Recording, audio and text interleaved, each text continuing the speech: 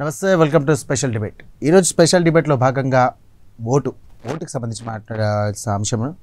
Vote అనేది ఒక వజ్రాయుధం లాంటిది. దాన్ని ప్రతి ఒక్కరు కూడా వినియోగించుకుంటేనే సమాజంలో జరుగుతున్నటువంటి వాటి దేనికైనా సరే దానికి సంబంధించి కూడా అడిగే హక్కు ఉంటుంది. కానీ అనుకున్నంత స్థాయిలో ఓటును కూడా ప్రతి ఒక్కరు కూడా వినియోగించుకోవడం లేదు. ఎందుకు, ఏమిటి, ఎలా అనేది ప్రశ్నలు కూడా చాలా మటుకు లేవనెత్తున్నాయి. ఎందుకంటే దాదాపుగా చూసుకున్నట్టయితే హైదరాబాద్ సంబంధించి కూడా ఉన్నటువంటి నియోజకవర్గాల్లో దాదాపుగా ఓటు అనేది కీలకంగా మారినప్పటికీ కూడా ఎవరు కూడా ముందుకు వచ్చి తమ ఓటు హక్కును వినియోగించుకోవడం లేదు. దాదాపు ప్రతి అంశంలో కూడా చూసుకున్నట్టయితే ప్రతిసారి ఎన్నికలు జరిగినప్పుడు కూడా 100% కాకుండా కనీసం 90 నుండి 95% వరకు ఓటు శాతం అనేది, ఓటు బ్యాంక్ అనేది కొంచెం తగ్గుతున్నటువంటి పరిస్థితి. ఎక్కడ కూడా దాఖలాలు లేవు. దీనికి సంబంధించి కూడా ఎక్కడ లోటుపాట్లు అవుతుంది. ముఖ్యంగా చెప్పాలంటే యువతకు సంబంధించి కూడా ఎవరు కూడా ఈ ముందుకు రాకపోవడం ఒకటి. అలాగే చదువుకున్న వాళ్ళు కానివ్వండి, విద్యావేత్తలు, అలాగే పేద సంబంధించినటువంటి మేజర్గా ఉన్నటువంటి వాళ్ళు కూడా ఎవరైనా కూడా రావడం లేదు. ముఖ్యంగా ప్రముఖులు ఉన్నటువంటి వాళ్ళు కూడా కొంతమంది వస్తున్నారు, కొంతమంది వేయడం లేదు. కానీ బస్తీలలో ఉన్నటువంటి నివసించినటువంటి వాళ్ళు, అలాగే రూరల్ ప్రాంతానికి చెందినటువంటి వాళ్ళు, ప్రజలు ఎవరైతున్నారో వారు మాత్రం ఓటు హక్కును వినియోగించుకుంటున్నారు. రైట్, ఈ అంశానికి సంబంధించి కూడా ఓటు ఎందుకు వినియోగించుకోవడం లేదు, అసలు ఎక్కడ జాప్యం జరుగుతుంది అనే అంశాలకు సంబంధించి కూడా ఈరోజు మనం ఈ యొక్క స్పెషల్ డిబేట్లో మాట్లాడే ప్రయత్నం చేద్దాం. అయితే మనతో పాటు మన డిబేట్లో జాయిన్ అవ్వడానికి సీనియర్ జర్నలిస్ట్ అయినటువంటి నర్రా విజయ్ కుమార్ గారు మనతో ఉన్నారు. నమస్తే సార్. సార్, ప్రధానంగా చెప్పాలంటే ఓటు అనేది ఇందాక అన్నట్టుగా ఓటు అనేది ఒక వజ్రాయుధం లాంటిది. అది ఓటును వినియోగించుకుంటేనే సంబంధించినటువంటి వ్యక్తి ఎవరైతే గెలుస్తారో కానీ సమాజంలో మనం అడిగే ఒక పరిస్థితి వస్తుంది. కానీ ఎందుకు, ఎక్కడ లోపాలునే అంటారు? లోపం అనే దానికంటే ఇలా నిర్లక్ష్యం, బాధ్యతారాహిత్యం. ఓటు వేయనటువంటి వాళ్ళు ఉన్న వాళ్ళది ఒక బాధ్యతారాహిత్యమైనటువంటి పౌరుడిగా భారతదేశంలో నివసిస్తారు. వాళ్ళకి అసలు భారతదేశ పౌరుడిగా నివసించేటువంటి హక్కు అయితే లేదు చేయాల్సినటువంటి. అట్లాంటి చట్టం ఏదైనా చేయాలి.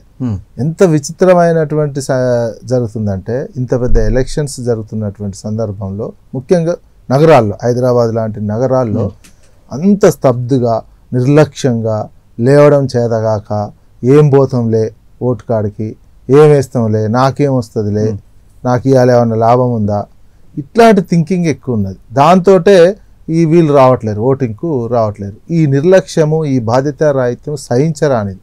అది నిజంగా కూడా ఒక క్రిమినల్ చర్యే. ప్రజాస్వామ్యము ఒక స్వతంత్ర పోరాటం చేసి భారతదేశానికి స్వతంత్రం వచ్చి ఒక నీ నాయకుడిని నువ్వు ఎన్నుకునేందుకు, ఒక మంచి పరిపాలన కోసం ఎన్నుకోవటానికి వచ్చినటువంటి నిజంగానే మీరు అన్నట్టు వజ్రాయుధం. అవును. ఆ ఆయుధాన్ని పక్కన పెట్టి ఆ ఆయుధాన్ని నిర్లక్ష్యం చేస్తూ, ఆ ఆయుధం అంటే దాని చిన్న చూపు చూసి అదొక వేస్ట్ అన్నట్టు మీ మైండ్ సెట్ ఉంటే ఏమవుతుంది? దొంగలు, రౌడీలు, అంత లఫంగలు రాజ్యం. ఆ పరిస్థితి మళ్ళీ అడిగేటప్పుడు ఇది లేదు. సోషల్ మీడియాలో పోస్టులు పెడతారు, మాకు పవర్ కట్ అయింది ఇన్ని గంటలు. సోషల్ మీడియాలో ప్రశ్నించతత్వం ఉన్నప్పటికీ కూడా ప్రధానంగా అది సోషల్ మీడియాలో ప్రశ్నించడానికి వాళ్ళకి హక్కు కూడా లేదు. అది అనుకోవాల్సిందే. ఎందుకంటే టైం పాస్ కోసం సోషల్ మీడియా పెట్టుకుంటున్నావు, టైం పాస్ కోసం అనుకునే అదే ఉంటది. నీకు ఓటైనప్పుడు నిన్న జరిగిందండి, నిన్న జరిగితే ఎందుకు గేటెడ్ కమ్యూనిటీ వాళ్ళు కానీ అపార్ట్మెంట్స్ ప్రతిసారి కూడా ఈ ఉప ఎన్నికలు కానీ హైదరాబాద్ లో జూబ్లీ హిల్స్ ప్రాంతంలో చూసుకుంటే 50% ఎప్పుడు కూడా లేదు అసలు. ఎందుకు మళ్ళా రోడ్లు లేవంటారు. రోడ్లు వేయాలి అన్ని లేకున్నా వాళ్ళు అందరికంటే ఆడున్న డబ్బున్నటువంటి పబ్లిక్కే డ్రింకింగ్ వాటర్ కానీ, పవర్ కానీ అన్ని మంచి క్వాలిటీ అందుతుంటాయి. ఈ క్వాలిటీ అందుతున్నప్పుడు వచ్చి ఓటేయాలి కదా. ఎంత బాధ్యతారాహిత్యంగా వ్యవహరించినటువంటి సిచ్యువేషను. అందుకని చదువుకున్న వాళ్ళు ఇటువంటి వాళ్ళు రాకపోవడం వల్ల సొసైటీ ఏమవుతుంది? పరిపాలన మీరు మంచి పరిపాలకులు రాలేకపోతున్నారు కదా. ఉన్న అవకాశాన్ని వినియోగించుకోలేక ఇక దొంగలకు, రౌడీ షీట్లకు అప్పజెప్పేటువంటి పరిస్థితి రాజ్యం పోతుంది. అందుకే చదువుకున్న వాళ్ళు ఆలోచించి దీనికి చట్టమైన చేయాల్సినటువంటి అవసరం ఉంటుంది. రాజ్యాంగ సవరణ చేయాలి. ఓటు వేయకపోతే ఒకసారో 2 సార్లు, 3 సార్లు ఓటు కనుక వినియోగించుకోకపోతే కనుక దాదాపు 5 సంవత్సరాలకు ఒకసారి ఓటింగ్ ప్రక్రియ అనేది ఉంటుంది కదా. అట్లా తీసుకుంటే కనుక దీని మీద ఒక రూల్ తీసుకొస్తే బాగుంటుంది అనుకో. బాగా తీసుకురావాలి. నీకు ఆ రూల్ తీసుకొచ్చి కొంచెం కనీసం ప్రజాస్వామ్యం అంటే గౌరవం లేదు, భక్తి లేదు, భయమన్నా ఉండాలి. ఎక్కడ ప్రపంచంలో లేనటువంటి ఇంత మంచి అవకాశం కనిపిస్తే నీ పరిపాలన నువ్వు చేసుకోవాలి. ప్రజాస్వామ్యాన్ని నెక్స్ట్ లెవెల్ అభివృద్ధి వైపు, ఒక మంచి ప్రజాస్వామ్యం వైపు నడిపారంటే ప్రపంచంలో ఒక పెద్ద డెమోక్రటిక్ కంట్రీ మనం. అమెరికా ఉన్న 30 crores జనాభా, మనది ఒక 140 కోట్ల జనాభా. ఇంత పెద్ద జనాభా ఉన్నటువంటిది మంచి ప్రజాస్వామ్య హక్కు కల్పిస్తే ఆ హక్కును వినియోగించుకొని మంచి పరిపాలన వైపు అడుగులేసేటువంటి వ్యక్తులను తీసుకోకుండా ఇట్లాంటివి చేస్తే మొత్తం ఈ రకమైనటువంటి భ్రష్టు పట్టిపోతుంది రోజు ప్రజాస్వామ్యం. ముఖ్యంగా కిరణ్ గారు, విజయ్ గారు, ముఖ్యంగా ఈ ఓటును వినియోగించుకోలేదని వాళ్ళలో విద్యార్థులు ఎక్కువ ఉంటారు, ఉద్యోగులు ఎక్కువ ఉంటారు. దీనికి సంబంధించి అంటే ఆ టైంకి సంబంధించి ఉదయం 6 గంటల నుండి కూడా సాయంత్రం 5 గంటల వరకు ఈ పోలింగ్ ప్రక్రియ అనేది కొనసాగుతుంటుంది. కొంచెం ఒక హాఫ్ అన్ అవర్ టైం తీసుకుని వెళ్తే బాగుంటుంది. హాఫ్ అన్ అవర్ కదండి, ఉత్తుత పబ్బులకు పోతారు గంటలు, ఏదైనా ఆఫర్ ఉందంటే గంటలు నిలబెడతారు, ఏదైనా సినిమా హీరో ఫంక్షన్ ఉందంటే గంటలు వెయిట్ చేస్తారు. గంట కాకపోతే 2 గంటలు. ఇప్పుడు ఇక్కడ పరిస్థితి ఏంది, ఉన్న పోలింగ్ బూత్లో కూడా 1000 నుంచి 1200 ఓట్లు ఉంటున్నాయండి. 1200 ఓట్లలో నీకు ఆ రోజు సెలవు కూడా ఇస్తున్నారు. సెలవు ఇచ్చినటువంటి నేపథ్యంలో వచ్చి రావాలి, 1 గంట సేపు నిలబడాలి, 2 గంటలైనా నిలబడాలి. ఆ టైం కూడా ఉండదు, 2 గంట నిలబడి. ప్లస్ మీకు వాకబుల్ డిస్టెన్స్ ఉంటాయి పోలింగ్ బూతులు కూడా. ఓ కిలోమీటర్ల దూరం ఉండదు, మాక్సిమం 1 కిలోమీటర్, హాఫ్ కిలోమీటర్ ఉంటుంది. ఏదైనా నడుస్తుంటే వాకబుల్ కూడా చేసుకోవచ్చు, మార్నింగ్ వాకింగ్ టైప్ కూడా చేసుకొని పోవచ్చు. అనారోగ్యం కారణాలు ఉండాలంటే పక్కకు పెట్టుకో, ఏమన్నా ఇబ్బందికరమైన ఐసీయూలో పేషెంట్లు ఉన్నటువంటి వాళ్ళంటే రాలేదంటే అర్థం చేసుకునేటటువంటి అవకాశం ఉంటుంది. అరే ఉత్త నిర్లక్ష్య తిని పండుకొని లేవశాతగాని వాళ్ళు ఓటు హక్కు వినియోగించుకొని వాళ్ళకి కఠినంగా శిక్షించాల్సినటువంటి అవసరం ఉంటుంది. వాళ్ళకి ఏదైనా ఒక భయం అనేది ఉండాలి. ఓటు వేయకపోతే ఇంత అవకాశం, ఇంత ప్రయాసం, ఇంత మంచి అవకాశం వేయకపోతే దానికి చట్టాన్ని ఏమైనా సవరించాల్సినటువంటి అవసరం ఉంటే సవరించైనా అట్లాంటిది తీసుకురావాల్సినటువంటి అవసరం ఉంటుంది. లేకపోతే ఏంది ఇన్ని ఫెసిలిటీస్, ఇన్ని ఉపయోగం. అందుకే ఓటుని అదే గ్రామీణ ప్రాంతాల్లో చూడండి, నీకు చాలా పెద్ద మొత్తంలో జరుగుతుంది, పర్సెంటేజ్ చాలా పెరుగుతుంది. 80-90% వాళ్ళు కూడా కాదు, అంత నిరక్షరత ఉన్నటువంటి పీపుల్స్ ఎక్కువగా ఉంటారు, చదువురాని వాళ్ళు ఎక్కువ ఉంటారు. అప్పటికి కూడా వాళ్ళు వెళ్ళాలి, వెయ్యాలి, పొద్దున ఉదయాన్నే లేచి తమ పనులు కార్యక్రమాలు వెళ్తారు, వేస్తారు. అందుకే అక్కడ పర్సెంటేజ్ పెడుతుంది. ఇప్పుడు ఏంది, దొంగ ఓట్లు కూడా పడకుండా ఉంటది. దొంగ ఓట్లు కూడా హైదరాబాద్ లో ఎక్కువ పడుతున్నాయి. నిన్న మొత్తం చాలా చూసిన సంఘటనలు కనిపిస్తాయి. దొంగ ఓట్లు ఎక్కువ వేసినటువంటి సందర్భం. మీ అంతలో మీరు ఎలక్షన్ వచ్చిందనుకోండి, దొంగ ఓట్లు కూడా పడవు కదా. మరి ప్రయాసం అదే మీ సొంత ఇంట్లో ఏదైనా వస్తువు అయితే అట్లా అప్పగిస్తారండి? దొంగకు అప్పగిస్తారా? సొంత ఇంట్లో వస్తువు అయితేనో దొంగకు అప్పగించలేరు కదా. మరి ఇక్కడ కూడా అంతకంటే పవర్ఫుల్ ఇది. సొంత ఇంట్లో ఒక బంగారం కంటే ఎక్కువ పవర్ఫుల్ ఆయుధం ఇది ఓటు అనేది. ఆ పవర్ఫుల్ ఆయుధాన్ని మీరు దొంగలకు అప్పగించేటువంటి సిచ్యువేషన్ తెచ్చుకుంటున్నారు. అందుకే ప్రజలు ఆలోచించండి. ప్రజాస్వామ్య వారు కూడా నిరంతరం కార్యక్రమాలు చేయాలి. ఎలక్షన్ కమిషన్ కూడా ఏం చేయాలంటే, ఎలక్షన్ కమిషన్ ఏదో ఆ ఒక్కరోజు చైతన్యవంతమైనటువంటి కార్యక్రమాలు కాదు. ఎలక్షన్ 6 నెలలు ఉందనగా ఈ సంవత్సరం 5 సంవత్సరాల కాలంలో సంవత్సరానికి 1 సారో 2 సార్లు చైతన్య కార్యక్రమాలు చేయాలి. ఎక్కడ పోలింగ్ అయితే పర్సెంటేజ్, ముఖ్యంగా గేటెడ్ కమ్యూనిటీలు తక్కువ అవుతుంది, అపార్ట్మెంట్లు తక్కువ, అటువంటి చోట ఈ చైతన్య కార్యక్రమాలు పెట్టేటువంటి ప్రోగ్రామ్ ఎలక్షన్ కమిషన్ చేయాలి. అట్లా చేస్తేనే ఓ రకమైనటువంటి మార్పు వస్తుందని చూడాలి. అది ఎలక్షన్ కమిషన్ చేయాల్సినటువంటి అవసరం ఉంది. ప్రధానంగా సార్ మీరు అన్నట్టుగా విజయ్ గారు, జిహెచ్ఎంసీ సంబంధించి కూడా గత ఎన్నికలకు, ఇప్పుడు ఈ ఎన్నికలు జరిగినటువంటి ఉప ఎన్నికల్లో భాగంగా ముందు నుండి కూడా అందరికీ కూడా ఒక క్లుప్తంగా కూడా వివరించారు ఓటు ఎంత వాల్యుబుల్, దీనికి సంబంధించి ఎలా వినియోగించుకోవాలని వారి యాడ్స్ ఇవ్వడం కానీ, వారి ప్రమోషన్స్ చేయడం కానీ చాలా మటుకు చేశారు. అయినప్పటికీ కూడా చూసుకున్నట్టయితే జంట నగరాల్లో ఏ ఎన్నికలు వచ్చినప్పటికీ కూడా ఇదే పరిస్థితి ఉంది. అది నిర్లక్ష్యం, బాధ్యతారాహిత్యం, ఎంజాయ్మెంట్ పోతున్నారు. సెలవు వస్తే క్రికెట్ ఒకసారి అయితే ఘోరం. ఎలక్షన్లో క్రికెట్ మ్యాచ్ ఉందని క్రికెట్ మ్యాచ్ చూసిరండి, క్రికెట్ మ్యాచ్ చూసిరు కానీ ఓటు వేయడానికి రాలేదు. ఎంత నేరం అన్నట్టు అది. క్రికెట్ మ్యాచ్ ముఖ్యమా, నీ సొసైటీ భవిష్యత్తు ముఖ్యమా, నీ నివాస ప్రాంతం భవిష్యత్తు ముఖ్యమా? అది నేరపూరితమైనటువంటి నిర్లక్ష్యం కిందనే వస్తుంది. ఎంత పరిస్థితి అంటే హైదరాబాద్లో అంటే మీరు ఎంజాయ్ చేయండి, మిగతా రోజులన్నీ ఎంజాయ్ చేసుకోవచ్చు కదా. మీకున్న 5 సంవత్సరాల టైంలో ఎన్ని రోజులు ఉంటుంది ఎంజాయ్ చేయొచ్చు. ఒక్కరోజు కూడా 1 గంట పోయి చేసుకొని ఎంజాయ్ చేయొచ్చు. నిర్లక్ష్యం, బాధ్యతారాహిత్యం, పౌరుడిగా జీవించే హక్కు కోల్పోతున్నారు. మీరు కనీసం ఇంతమంది పౌర హక్కులు, దేశంలో ఉన్న పౌర హక్కులు కాపాడడానికి కూడా ఇది ఒక ఓటుకి. ప్రతి పౌరుని యొక్క హక్కు కాపాడడానికి అంటే మంచి ప్రభుత్వం ఉంటే పౌర హక్కులు ఉంటాయి, మంచి ప్రభుత్వం ఉంటే మంచి పరిపాలన, క్వాలిటీ పరిపాలన అందుతుంది, అన్ని రకాల సమస్యలు తీరుతాయి. మీరు మళ్ళీ ఉపన్యాసాలు ఇవ్వడం, రకరకాల ఉపన్యాసాలు ఇస్తుంటారు ఒక్కొక్క అంశం మీద, సామాజిక అంశం మీద, రిజర్వేషన్ల విషయమే కావచ్చు, ఇంకో విషయం కావచ్చు, డెవలప్మెంట్కి సంబంధించింది కావచ్చు, విద్యుత్ విషయంలో కావచ్చు, సబ్సిడీ విషయంలో కావచ్చు, సంక్షేమ పథకాల విషయంలో ఉత్తమ పోస్టులు పెట్టి రకరకాల ఉపన్యాసాలు, లెక్చర్లు ఇస్తుంటారు నచ్చినోళ్ళు నచ్చనోళ్ళు. ఇదైతే ఇక్కడ ఓటేసేటప్పుడే మీరు ఆ జాగ్రత్త తీసుకొని 1 గంట వచ్చి ఓటు వేయడానికి ఇప్పుడు చాలా సులభతరం చేశారు కదా. ఎందుకంటే 1000 ఓట్ల కంటే ఎక్కువ కూడా ఉండట్లేదు ఏ బూత్ కూడా.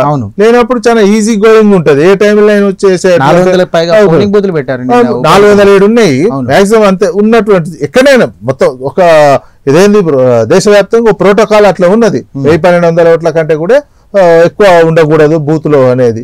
అంత కంఫర్టబుల్ గా పెట్టి ఇన్ని చేస్తుంటే మేము ఇంట్లోనే పండుకుంటాం, రాకుండా ఓటేయము అనే వాళ్ళని మాత్రం చాలా సీరియస్ గా తీసుకోవాల్సినటువంటి అవసరం ఉన్నది. దానికి ఏదో ఒక కఠినమైనటువంటి భయం అయితే పెట్టాల్సినటువంటి పరిస్థితి రావాలి. విజయ్ గారు, ఇందులో భాగంగానే చదువుకున్న ఓటర్లకు మాత్రం ఆ మాత్రం బాధ్యత లేదంటారు?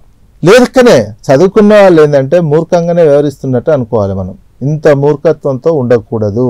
ఆ ఒక్కరోజు మీరు పోయి వేయాల్సింది మళ్ళీ ఉపన్యాసాలు ఇచ్చి ఇవన్నీ అంటే చదువుకున్న వాళ్ళు ఏంది, మీరు ప్రజాస్వామ్యం గురించి అన్ని దేశాలు తిరుగుతారు. మళ్ళీ దేశాల్లో ఎట్లుందో చూసుకోవాల్సినటువంటి అవసరం ఉంది. మన దేశం అభివృద్ధి కావాలంటే అభివృద్ధి అయితే లేదు, మన పాలకులు వేస్ట్ అని అంటారు. ఎట్లా వేస్ట్ అవుతారు? మీరు వచ్చి టైంకి నిన్న ఎందండి 48% అవుతుందా? నిన్న జూబ్లీ హిల్స్ ఎలక్షన్స్ అసలు అదే general election, by election. By election ఉన్నప్పుడు ఇదంతా ఉండి ఇన్ని సార్లు అన్ని రాజకీయ పార్టీలు అంతటా తిరిగినప్పుడు ప్లస్ ఆ ఎలక్షన్ కమిషన్ కూడా ఓటేయమని అన్ని పోయి చెప్పినప్పుడు మీ ఇష్టం, మీకు ఎవరు నచ్చితే వాళ్ళకి వేసుకోండి, బయటకైతే రావాలి కదా, బయటకు వచ్చి వేయాలి కదా. మరి దొంగలు వేసి వచ్చిపోయి మీ ఓటు లేదని చెప్పి ఎవరెవరు దొంగ వచ్చి వేసిపోయింది ఓటు. దొంగల పాలు చేస్తున్న రాష్ట్రాన్ని కావచ్చు ఏదైనా మీ పరిపాలనను దొంగల పాలు చేయకుండా ఉండాలంటే ఉన్న ఆయుధాన్ని ఆ టైంకి 1 గంట ఉపయోగిస్తే గంటలు కొన్ని చోట్ల ఎట్లా ఎంజాయ్ చేస్తారు. కొన్ని సినిమాల ఫంక్షన్కి అయితే ఎన్ని గంటలైనా నిలబడుతున్నారు లైన్లో, దానికోసం కొట్టుకుంటారు. ఇంకా కొన్ని ఆధ్యాత్మిక కార్యక్రమాలకు అయితే పాసుల కోసం ఎగబడతారు కదా, పాసులు కావాలి అటువంటి ఏదైనా పాసుల కోసం గంటలు నిలబడతారు, ఏదో చేస్తారు. అది ఆ టైం ఏదో ఇక్కడ కేటాయించలేరా? ఎంత మనం వాళ్ళ పట్ల జాలిపడాలనా, అది నేరస్తుల్లా చూసి శిక్షించాలని అనిపిస్తుంటుంది. అందుకే అది చదువుకున్న వాళ్ళు ఎప్పటైనా మీరు ఆలోచించాల్సినటువంటి అవసరం ఉంది. దేశ భవిష్యత్తు, రాష్ట్ర భవిష్యత్తు కావచ్చు, చేతుల్లో మనకు ఆయుధం ఉంది, అతిపెద్ద ఆయుధం. ఆ ఆయుధాన్ని ఆ టైంకి 1 గంట ఉపయోగించండి. మీరు మంచిగా ఆయుధాన్ని కనుక మంచిగా ఉపయోగిస్తే మంచి నిర్మాణం జరుగుతుంది సమాజంలో. సరైనటువంటి అభ్యర్థిని ఎన్నుకున్నామన్న లక్ష్యం వీళ్ళకు ఉండదంటారా? వాళ్ళకి అసలు వీటి మీద అవగాహన ఉంటుందో లేకపోతే ఎలక్షన్ అంటే ఏమనుకుంటారో సరిగ్గా తెలియదో, తెలియదని కాదు, తెలియకుంటేనే వాళ్ళు అంత డెవలప్ ఎట్లా అవుతారు. సొసైటీలో అన్ని తిరుగుతుంటారు కదా, అన్ని దేశాలు తిరుగుతుంటారు, అంతటా చూస్తుంటారు. ఓటు వీళ్ళ ఆ రోజు హైదరాబాద్లో సెలవు ఉన్నది కాబట్టి నేను పండుకోవాలి, లేవద్దు వీక్ ఆఫ్ వచ్చిందని ఉంటే ఇంకేమైనా పబ్లోకి పోవాలి, ఇంకేదో అలా ఆడికి పోవచ్చు. ఈవినింగ్ పోవు అక్కడికి, మార్నింగ్ కదా, లేటుగా నువ్వు లేటుగా లేచినా, నువ్వు 12 గంటలకు లేచినా 2 గంటలకు పోయి ఓటేయచ్చు. నువ్వు ఎంత లేటుగా లేచినా 6 o'clock వరకు టైం ఇచ్చినటువంటిది ఉంటుంది. ఇవన్నీ ఇంత నిర్లక్ష్యంగా ఉన్న ఒక ప్రజాస్వామ్యంలో ఇచ్చిన అవకాశం అండి. ఇది ఒక బ్రహ్మాండమైనటువంటి అవకాశం. ఆ అవకాశాన్ని ఎట్లా వదులుకుంటారు ఈ రకంగా? అది వారి నిరాసక్తను చూసుకుంటే వారి ఆసక్తి లేదు కాబట్టి దీనివల్ల ప్రజాస్వామ్యానికి ఏమైనా ప్రమాదం ఉంటుంది? చాలా ప్రమాదం జరుగుతుంది కదా. అందుకే కదా ప్రమాదం ఎందుకు జరుగుతుందంటే మీరు సరైన పరిపాలన లేకనే మనకు కావాల్సినటువంటి ప్రొడక్షన్ ఇంకా అభివృద్ధి మిగతా కంట్రీస్తో పాటు సమానంగా ఎందుకు ఎదగలేకపోతున్నాము. చైనాతో కంపేర్ చేసినా, అమెరికాతో కంపేర్ చేసినా ఎందుకు మన లివింగ్ స్టాండర్డ్స్ అంత స్థాయిలో ఎందుకు పెరగలేకపోతున్నాయి అంటే సరైన పరిపాలకులు, విధానాల నిర్ణయంలో సరైనటువంటి వాళ్ళు లేకనే వేరు నిర్ణయాలు తీసుకొని మనం వెనుకబడతనానికి గురవుతున్నాం అనుకోవాల్సినటువంటి అవసరం ఉంటుంది. మీరు ఒక చదువుకున్న అందరూ వచ్చి ఒక మంచి పాలకుడు స్వార్థానికి ఎవరు ఇందులో డబ్బుల పంపిణీ ఇవన్నీ ఉంటుంది. ఇంకా మీలాంటి వాళ్ళు డబ్బులు కూడా తీసుకోకపోవచ్చు, కొందరు తీసుకుంటారు. కానీ డబ్బుల పంపిణీ జరిగినా, ప్రజాస్వామ్యం కూనీ జరుగుతున్నా ఏమవుతుంది? ఇటువంటి సందర్భంలో మీలాంటి వాళ్ళు కూడా వస్తే దాన్ని బ్యాలెన్స్ చేసిన వాళ్ళు అవుతారు. సొసైటీ చెడు వైపు పోతుంటే మీలాంటి వాళ్ళు వచ్చి మంచి వైపు వేస్తే బ్యాలెన్స్ చేసి మంచి వైపు డ్రైవ్ చేసిన వాళ్ళు అవుతారు. లేకపోతే చెడే ఎక్కువ డ్రైవ్ అవుతుంటది, చెడే ఎక్కువ ప్రభావం చూపిస్తుంది, చెడే పెరిగిపోతుంటది. చెడు పెరిగిపోతా ఉంటే సమాజం కుళ్ళిపోతుంటది. సమాజం కుళ్ళిపోతే ప్రజాస్వామ్యం మొత్తం అప్పుడు ఉన్నటువంటి వాళ్ళు ఇక రకరకాలుగా నియంత్రణ, పౌర హక్కుల హననం చేస్తారు, వాళ్ళ స్వార్థాలు ఎక్కువ చూసుకుంటుంటారు, ఇక ఏమి ఉండదు అన్నట్టు. అది లాస్ట్ మీ వరకు వస్తుంది. ఫస్ట్ వీళ్ళకున్న చివరికి వచ్చేసరికి మిమ్మల్ని హరించి వేస్తుంది, మిమ్మల్ని తినేస్తుంది అట్లాంటి చెడు పరిపాలన. అందాక వచ్చేదాకా చూసుకోవద్దు. ఉన్న ఆయుధాన్ని టైంకి వినియోగించుకుంటే ఆ పరిస్థితి రాదు. రైట్. ఇంకో విషయం సార్, ఓటు వేయకపోతే నీరు కానీ కరెంటు కానీ కట్ చేస్తామంటే వీళ్ళు కదులుతారంటారా? అంటే అట్లాంటి అంటే నీరు అంటే కొంచెం కరెంట్ కాదు కానీ మాటలు అట్లా ఏదో ఒకటి మాట్లాడతారు. కావచ్చు. అట్లా ఆ ఒక్క రోజుకో 2 రోజులకో ఓటు వేయలేదనుకోండి, మరి అట్లాంటివి తీసుకురావాలి. మీరు అన్నట్టు నీళ్లు కావచ్చు, కరెంట్ కావచ్చు, పాన్ కార్డు కావచ్చు, పాస్పోర్ట్ కావచ్చు, లైసెన్స్ కావచ్చు, ఇంకేదైనా రేషన్ కార్డు ఉన్న బియ్యం సప్లై అయిపోవచ్చు. అట్లా ఒక 2 నెలలు ఆపేస్తామనో, కొన్ని రోజులు అబయన్స్లో అకౌంట్, బ్యాంక్ అకౌంట్, ఓటు అయినటువంటి వాళ్ళ లింక్ బ్యాంక్ అకౌంట్ వారం రోజులు ఆపేస్తా బ్లాక్ చేస్తామనో, ఏ ఒక సంథింగ్ సవరణ చేసి, చట్ట సవరణ చేసి ఇవన్నిటికీ ఏంటంటే చర్చించాలి. అనేక పౌర సమాజం నుంచి పార్టీలు కావచ్చు, రకరకాల ఒక చర్చలు తీసుకొని ప్రతిపాదనలు తీసుకొని రకరకాలు ఉంటాయి సంథింగ్. ఇక అటువంటి భయం అన్నా ఉంటే ఒక ఈజీగా వేస్తారు. అప్పుడు మనం భయం అంటే మళ్ళీ ఫోర్స్ఫుల్ కాదు, ఇంట్రెస్టింగ్ ఉండాలి. ఆ రకమైన చిన్నపాటి భయం అనేది ఉండాలి. అంటే ఈజీగా ప్రజాస్వామ్యాన్ని మరింత రక్షించుకునే వాళ్ళం అవుతాం. పేద ప్రజలు ఓట్ల కోసం ఏదైతే ప్రలోభాల పర్వం అడ్డుకట్ట వేసేమన్నా ఆలోచన చేస్తే బాగుంటుంది అంటారా యాజ్ ఎలక్షన్స్? అంటే పేద వాళ్ళే ప్రజాస్వామ్యానికి మంచిగా కాపాడుతున్నట్లు లెక్క. ఒక రకంగా ప్రజాస్వామ్యం ఇంత ఉంది అంటే వాళ్ళే ఓట్లు వేస్తున్నారు. బిలో పావర్టీ లైన్ వాళ్ళు, కొంచెం అప్పర్ మిడిల్ క్లాస్ వాళ్ళు ఉన్నటువంటి వాళ్ళే ఎక్కువగా వచ్చి ఓట్లు వేస్తున్నటువంటి సిచ్యువేషన్ కనిపిస్తుంది. వాళ్ళకేంది గవర్నమెంట్ నుంచి సంథింగ్ ఈ సంక్షేమ పథకాలు, బియ్యము ఇవన్నీ అందుతున్నటువంటివి. గవర్నమెంట్ మాకు ఈ ఉపయోగాలు ఉన్నాయి. గవర్నమెంట్ తోటి వీళ్ళకి ఇంకెక్కువ ఉపయోగాలు తీసుకోలేదని కాదు, కానీ వాళ్ళేమో నిర్లక్ష్యం. వీళ్ళకేమో కంపల్సరీ అయిపోయింది. ప్రభుత్వం అనేది ఉంటేనే మన భవిష్యత్తు బాగుంటది అనేది వీళ్ళు అనుకుంటున్నారు. వాళ్ళేమో ప్రభుత్వం నుంచి వీళ్ళకంటే ఎక్కువ తీసుకుంటున్నారు ప్రభుత్వం నుంచి, కానీ మళ్ళీ ప్రభుత్వాన్ని ఎన్నుకునే సమయంలో మాత్రం గాలికి వదిలేస్తున్నటువంటి నిర్లక్ష్యం ప్రదర్శిస్తున్నటువంటి. అందుకే ప్రజాస్వామ్యం కూడా మన దేశంలో రక్షించుకోవడం అంటే ఇప్పటికి కూడా పేదలు, మధ్యతరగతులు, కార్మిక వర్గమే ప్రజాస్వామ్యాన్ని రక్షించుకునే విధంగా ఎలక్షన్లకు వచ్చి ఓట్లు వేస్తున్నారు. ముఖ్యంగా గ్రామీణ ప్రాంతాల్లోని ప్రజలు మాత్రం మన ప్రజాస్వామ్యాన్ని బాగా ఉండే విధంగా 80-90% పోలింగ్ చేస్తున్నటువంటి సిచ్యువేషన్ ఉంది. అది మంచి వాతావరణంలో ఉంది. ముఖ్యంగా నగరాలు చాలా జనాభా కూడా ఎక్కువ ఉంది కదా నగరాల్లో. బాంబే కావచ్చు, హైదరాబాద్ కావచ్చు, చెన్నై కావచ్చు, ఢిల్లీ కావచ్చు, కలకత్తా కావచ్చు, ఇటువంటి సిటీలలో మంచి పౌర సమాజం ఉన్నది. పౌరులు ఇన్ని కోట్లాది మంది ప్రజలు ఉన్నారు. ఈ ప్రజలు కూడా బాగా చైతన్యం కావాల్సినటువంటి అవసరం ఉంది. ఓటు ద్వారా డెమోక్రసీని నిలబెట్టండి, అభివృద్ధికి కాయినటువంటి మంచి విధాన నిర్ణయాలకు సంబంధించినటువంటి వాళ్ళని ఎన్నుకోండి, మంచి చట్టాలు తయారు చేసే వాళ్ళని ఎన్నుకోవాలి. మీ ఇష్టం, అది మీ ఇష్టం. ఏ పార్టీకి వేస్తారు ఏంది అనేది మీరు డిసైడ్ చేసుకొని మీ విచక్షణతోటి ఓటు వేయాల్సినటువంటి. ఓటుకైతే రావాలి, ఖచ్చితంగా రావాలి. మీకు ఎవరు నచ్చలేదు అనుకోండి, అందులో నోటా కూడా ఉంది. మీకు ఎవరు నోటాలో 50% అంతా నచ్చలేదు, నోటాకు 50% దాటి కనుక ఓట్లు వస్తే ఎలక్షన్ కూడా రద్దయి మళ్ళా పెడతారు. ఉంది, ఆ రూల్ ఉంది. ఓకే, అట్లా కూడా ఉపయోగించుకోవచ్చు. అంతేగాని ఇంట్లోనే పండుకుంటాం, లేవకుండా నిద్రపోతాం, పబ్లకు పోతాం, సినిమాలకు పోతాం అంటే ఎందుకు? ఒక్క రోజు కోసం టైం కేటాయించాలి. విజయ్ గారు, ప్రధానంగా చూసుకున్నట్టయితే ఊర్లలో మటుకు చూసుకున్నట్టయితే మీరు అన్నట్టుగా ఈ గ్రాఫ్ అనేది పెరుగుతుంది, పర్సెంటేజ్ అనేది పెరుగుతుంది, ఖచ్చితంగా పెరుగుతుంది. గ్రామాల్లో కానీ మండలాల్లో చూసుకున్నట్టయితే ఒక హైదరాబాద్ మినహా మిగతా జిల్లాలో ఉన్న పరిసర ప్రాంతాల్లో కూడా ఓటు అనేది శాతం పెరుగుతుంది. ఇక్కడ పెరగపోవడానికి ప్రధాన కారణం ఏదని చెప్తారు? గ్రామీణ ప్రాంతాల్లో ఏంటంటే ఓటుకు వాల్యూ ఇస్తారు. ఓటుకు వాల్యూ ఇస్తారు. అక్కడ ఉన్న ప్రతిదీ పార్టీలు కావచ్చు, ఇల్లు ఐడియా ఉంటుంది. ఆ ఓటు రోజు ఒక పండుగలా ఉంటుంది. వాళ్ళు పనికి పోయినా ఇంకైనా ఓటేసే పనికి పోతారు. చివరి వరకు ఉంటారు. పొద్దున్నే పని లేదు, మధ్యాహ్నం సాయంత్రం అట్లా వేసే వాళ్ళు ఉంటారు. అట్లా వాళ్ళకు ఒక గవర్నమెంట్ అన్నా, ప్రభుత్వం నుంచి, గవర్నమెంట్ నుంచి ఓహో ఇది మన పరిపాలన మనం చేసుకోవాలని ఒక అవగాహన ఉంది. చదువు తక్కువ ఉన్నా, ఇంకే రకంగా ఉన్నా ఈ రకమైన డెమోక్రసీ ఇట్లా ఉంది, మనకు హక్కు కల్పించింది అనే ఒక భావం ఆ ప్రజల్లో ఉంది. గ్రామీణ ప్రాంతాల్లో హైదరాబాద్కు వచ్చేసరికి ఈ నిర్లక్ష్యం, మెయిన్ నిర్లక్ష్యమే వాళ్ళకున్న. హైదరాబాద్ ప్రజలకు ఉన్నటువంటి ముఖ్యంగా ఈ అప్పర్ మిడిల్ క్లాసు, కొంచెం మిడిల్ క్లాస్ రావట్లేదు. నిజంగా అపార్ట్మెంట్ ఉన్నటువంటి వ్యక్తులు అయితే అసలు బయటకే వీళ్ళకి ఏంటంటే నిర్లక్ష్యం. మాకేం పని ఉందా, వాళ్ళకి నీళ్ళు రాకపోతే వాళ్ళే పోస్టులు పెడతారు. ఒక్క పూట నీళ్ళు రాకపోతే వాళ్ళే కరెంటు, ఒక్క గంట సమస్య వస్తే వాళ్ళే అది పెడతారు. కరెంట్ కావాలి, పవర్ కావాలి, అన్నీ ఉన్నాయి. మరి ప్రభుత్వం నుంచి తీసుకున్నప్పుడు డెమోక్రసీని నిలిపాల్సినటువంటి బాధ్యత కూడా వాళ్ళకు ఉంది కదా. మళ్ళీ ట్యాక్స్లు కూడా కడుతున్నారు.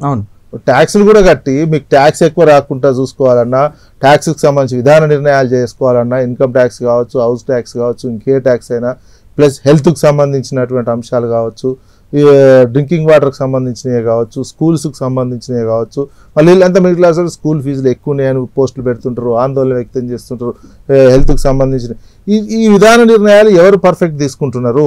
ఉచిత విద్య కావచ్చు, ఉచిత వైద్యం ఎవరు అందిస్తారు అనేది మంచి, అది కూడా మిగతా సంక్షేమ పథకాలు వేరు, ఈ హెల్త్ అండ్ ఎడ్యుకేషన్ అనేది చాలా ఇంపార్టెంట్ అయినటువంటి ఈ అంశాలు కరెక్ట్ రావాలంటే మీలాంటి వాళ్ళు బయటకు వచ్చి ఓట్లు వేస్తేనే ఎజెండా ప్రభుత్వానికి, పాలకులకు ఎజెండా సెట్ చేసినటువంటి వాళ్ళు అవుతారు. అవును, అటువంటి వాళ్ళే వచ్చి ఓట్లే. ఇది నిర్లక్ష్యంతో చేస్తున్నదే, తెలియక కూడా కాదు, తెలిసి ఉద్దేశపూర్వకంగా ఏం పోతాంలే అనే ఒక నిర్లక్ష్యంతో చేస్తున్నటువంటి విషయం ఇది. దీనికి ప్రధానంగా మీరు అన్నట్టుగా ఒక చట్టం తీసుకొస్తే బాగుంటుందని అంటున్నారు.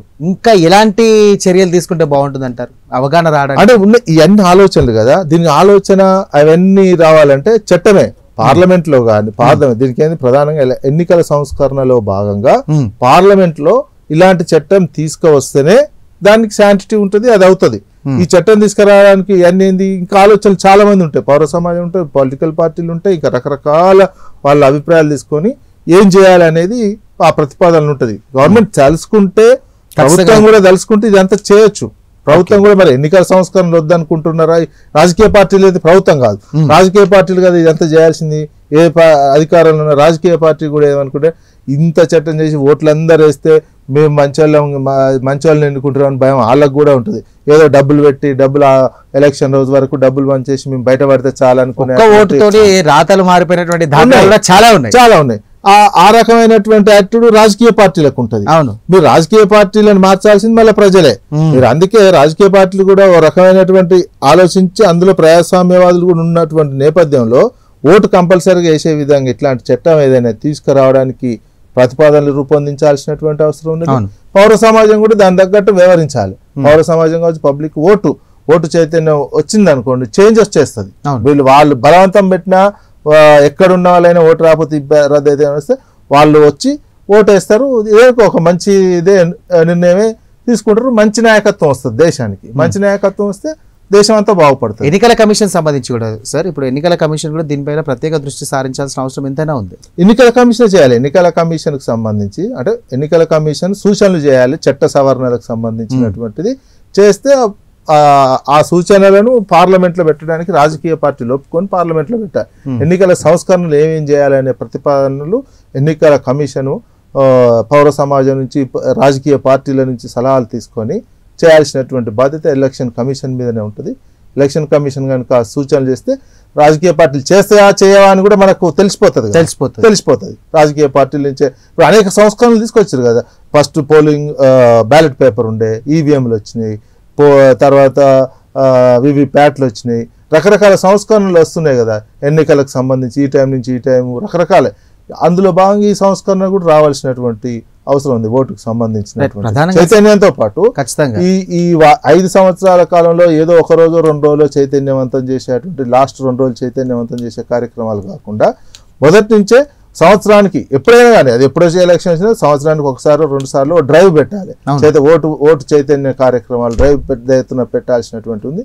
పెట్టి ఓటు యొక్క ఇంపార్టెన్స్ ని చదువుకున్న వాళ్ళకే చెప్పాల్సినటువంటి అవసరం రావడం అనేది మన భారతదేశంలో మరింత మనమే సిగ్గుపడాల్సినటువంటి అంశం. ఇప్పుడు 18 ఏళ్ళు వచ్చినటువంటి వారికి నూతనంగా ఈ ఓటర్ కార్డ్స్ కానీ ఓటు హక్కు అనేది వాళ్ళకి ఇవ్వడం జరుగుతుంది. కొంతమంది దీనిపైన కూడా ఎగ్జైట్మెంట్స్తో వేసే వాళ్ళు చాలా మంది ఉన్నారు. వేస్తే బాగుంటుందని చెప్పేసి అనుకునే వాళ్ళు కూడా చాలా మంది ఉన్నారు. వీళ్ళని చూసన్నా వీళ్ళలో మార్పు రాదంటారా? రావాలి, అదే కదా ఫస్ట్ టైం ఓటు నమోదు 18 ఇయర్స్ నిండగానే చాలా మంది ఓటు నమోదు చేయించుకుంటారు. అవును, నమోదు చేయించుకున్నప్పుడు వాళ్ళు కొందరు వేస్తారు, కొందరు వాళ్ళ తల్లిదండ్రులు వేయలేదు అనుకోండి, వాళ్ళ తల్లిదండ్రులు చులకనగా చూశారనుకోండి, వాళ్ళు కూడా చులకనగా చూసి ఓటింగ్కి వాళ్ళు కూడా పోరు.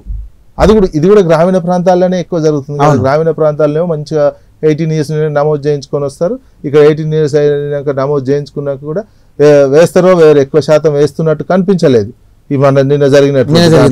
అందుకే ఎందుకు వాళ్ళ తల్లిదండ్రుల ఎఫెక్ట్ కూడా ఉంటుంది. తల్లిదండ్రుల ఎఫెక్ట్ కొంతమంది ఇప్పటికి నమోదు కూడా చేయించుకోకపోయి ఉంటారు చాలా మంది. ఇంకా నమోదు చేయించుకోకపోయి ఉంటారు.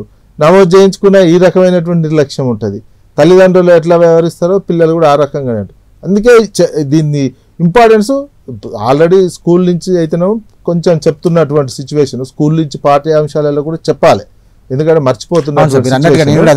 స్కూళ్ళల్లో పాఠ్యాంశాలుగా చేస్తే కనుక కొంచెం అవగాహన పెరుగుతుంది. అది కూడా ఏంది ఒకసారి కాదు, 1వ తరగతి 2వ తరగతిలో ఇట్లా పెట్టడం కాదు, ఎల్కేజీ నుంచి అప్ టు ఇంటర్మీడియట్ వరకు కూడా నిరంతరం ఏదో ఒక ఏదో ఒక సబ్జెక్ట్ లో ఉంటే జనరేషన్ చేంజ్ అవుతుంది.